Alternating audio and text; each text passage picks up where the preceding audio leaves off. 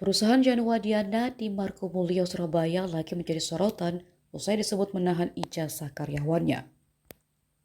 Ada sekitar 30 karyawan dan mantan karyawan CV Sentosa Seal yang ijazahnya belum diterima setelah bekerja di pabrik spare part kendaraan itu.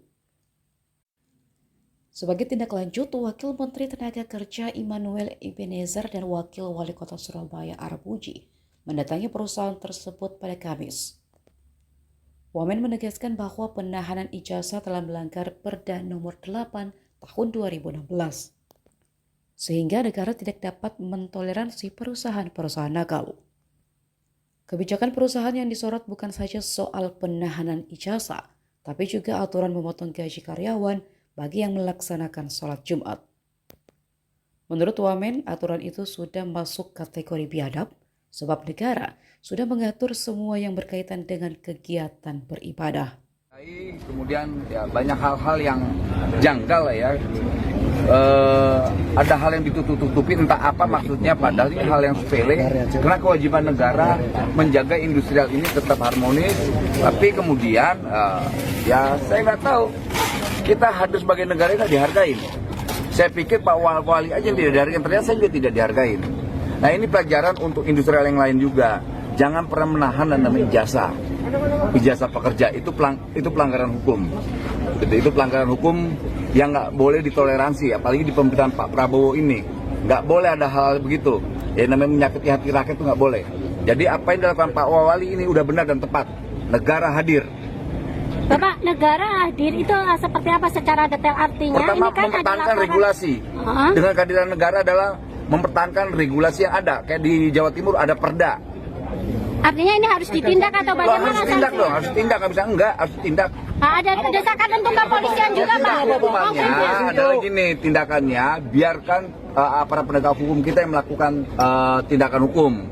Biar nanti misalnya kayak Pak Wali kan ada beberapa kawan-kawan tuh ada 31 ijazah 30 Pak. Ya, sementara yang dikuasakan ke kami 14 orang. Kuasa hukumnya ini ada 14 orang. Artinya mau 1 atau 2 atau 3 atau 4 perusahaan tidak punya hak untuk menahan ijazah. Apalagi di Jawa Timur ini udah ada perda. Artinya sanksinya bisa sampai penutupan usaha atau bagaimana Pak ini? Kami belum sampai ke sana. Nanti kita akan kaji soal itu. Tapi yang jelas hal-hal yang terkait hak buruh terkait ijazahnya itu nggak boleh. Undang-undang apa itu?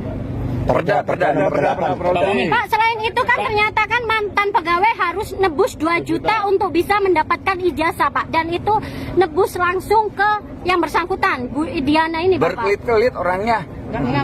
Gak ngakuin. Bulat. Jadi saling tektok. Kita tanya Bu Veronica kenal nggak? Udah resign. Nggak taunya ternyata kita temuin ada di samping kerja. Dia bilang itu cuma main doang loh. Ini kantor, ini tempat bekerja, ini gudang, bukan tempat bermain. Jadi banyak hal-hal yang janggal lah.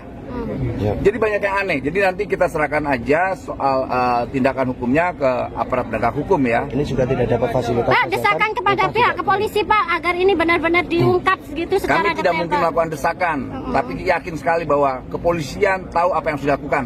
Baik Pak Wamen kan datang dari Jakarta Pak. Jalan apa aja Pak?